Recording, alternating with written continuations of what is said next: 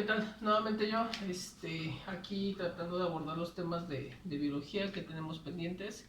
La semana pasada, del día 10 al día 16 de agosto, tuvieron que haber estado revisando algo sobre método científico, que por ahí les mandé algunos links y algunas páginas. Y vamos a enlazarlo un poco con los científicos que la semana ahorita del 17 en adelante vamos a estar revisando. Sin más, pues vamos a empezarle, ¿no? Pudieron haber encontrado que el método científico en realidad se divide en varias etapas o varios pasos. Algunos de ellos hablan de que deben de tener observación, debe de haber una hipótesis, debe de haber una experimentación. Esa experimentación puede llegar a algunas conclusiones que se pueden formar en teorías, y de teorías, si todas estas teorías o toda esta teoría cada vez que lo vuelven a hacer una y otra y otra y otra vez sale siempre el mismo resultado, pues se convierte en una ley. A grosso modo lo podemos esquematizar de la siguiente manera. Tenemos que hacernos alguna pregunta, algún cuestionamiento sobre alguna situación que nos pase en la vida cotidiana o que esté pasando en la ciencia, y a partir de ella podemos encontrar muchas preguntas que de repente en casa inclusive las podemos tener, como por ejemplo si hablamos de pan Bimbo, si lo metemos en una tostadora o lo metemos en una sandwichera, pues podemos hacernos una pregunta de por qué mi pan Bimbo, mi pan blando, por qué no salió tostado de esa máquina. Y eso es una pregunta X o al azar. Entonces a partir de ahí pues ya tenemos un cuestionamiento o tenemos una pregunta, ¿no? ¿Por qué ese pan tostado no, por qué ese pan Bimbo no se tostó? Y a partir de ahí pues tenemos que empezar a hacer una investigación. Esa investigación debe de ser a fondo y debemos de tomar muchos parámetros para poder hablar respecto de ello. Y algunas de ellas pues pueden decirme que dentro de esa investigación es que primero tengo que revisar que exista una corriente eléctrica, y ese sería el primer paso. Entonces tendríamos que ir a buscar la pastilla o el fusible de la luz eléctrica de su casa y verificar que realmente exista luz, o podríamos checar el enchufe que realmente, conectando a otro aparato electrónico, pues ese otro aparato electrónico de luz debe de funcionar. Entonces ahí estamos tratando de construir una hipótesis. ¿Será el cable el que no esté funcionando de la tostadora, de la sandwichera, o será el enchufe como tal donde se conecta? Entonces puede ser el cable o puede ser el enchufe. Y entonces construimos una hipótesis.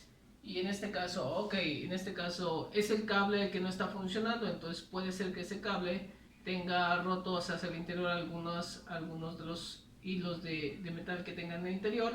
Y empezamos a hacer pruebas de esa hipótesis. ¿Con qué? Con experimentos. Entonces yo puedo tomar ese cable, lo puedo empezar a enchuecar, lo puedo empezar a mover, lo puedo empezar a girar de un lado a otro, y en algunas ocasiones se siente donde esas fibras de metal o esos hilos de metal empiezan a salir o a atravesar por medio del plástico, y finalmente salen hacia el exterior, y me puedo dar cuenta que en realidad tiene un daño ese cable. Ok, entonces después analizaríamos los resultados, y después de analizar los resultados pues construimos una conclusión.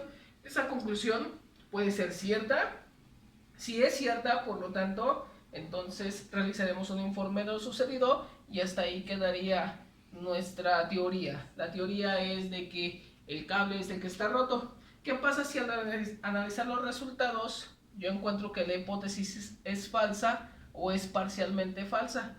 Pues entonces nos tendríamos que regresar si es falsa y volver a pensar e intentar nuevamente algún otro proceso en el cual o por el cual nuestra tostadora no esté funcionando. La segunda teoría que yo puedo generar, o la segunda hipótesis que yo puedo generar, es que la conexión o el enchufe del cual yo quiero tomar la corriente esté dañado o no esté funcionando, y por lo tanto pues puedo volver a testear utilizando otro tipo de instrumentos que necesiten luz, prenderlos, y una vez que los prendo pues entonces ya comprobé que en realidad ese enchufe sí está funcionando y sí tiene carga eléctrica, y continuamos con este proceso que realmente es el método científico.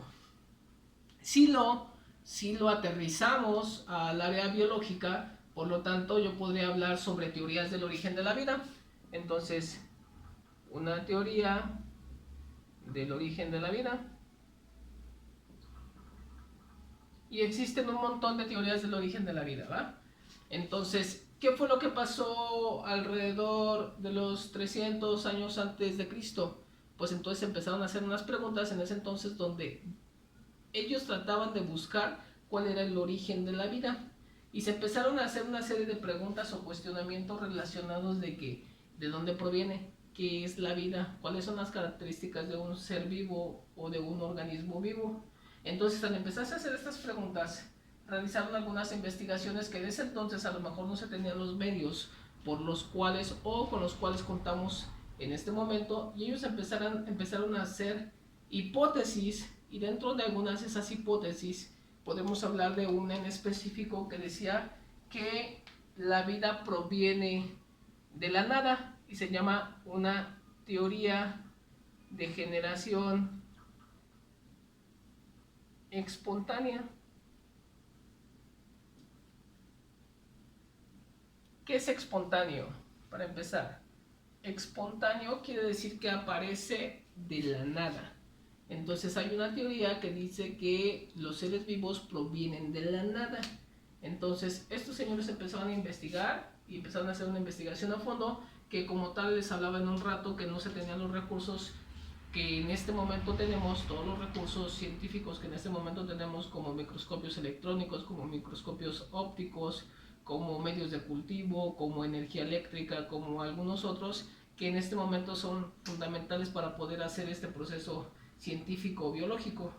Entonces ellos en ese entonces con lo que tenían empezaron a realizar primero una observación, ¿sale? Se empezaron a hacer preguntas relacionadas con, empezaron a investigar en base a sus posibilidades y construyeron una hipótesis, y parte de esa hipótesis es que la vida podía provenir de nada, de objetos inanimados como ropa, como restos de comida, como morusas, como caldos, como de alimentos, como de carne que se empezaba a echar a perder, y por lo tanto ellos decían que esa hipótesis provenía de materia inerte.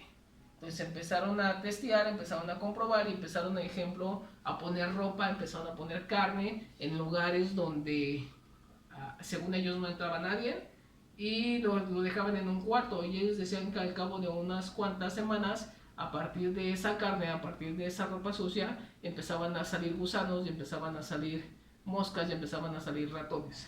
Entonces ellos empezaron a analizar los resultados, y ellos, en los años 300 a.C., en específico Aristóteles, decía que su hipótesis era cierta, que realizaba algunos informes y por lo tanto eso se convirtió en una teoría.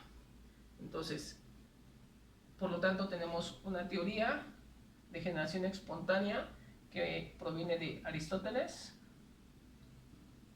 más o menos en los 300 años antes de Cristo. ¿Vale? Entonces ya tenemos ahí el método científico aplicado.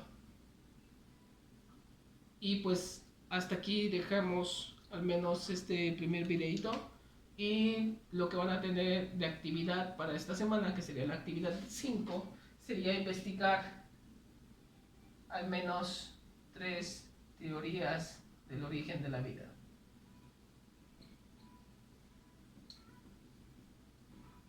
Necesito que investiguen estas 3 teorías, una que se llama de abiogénesis,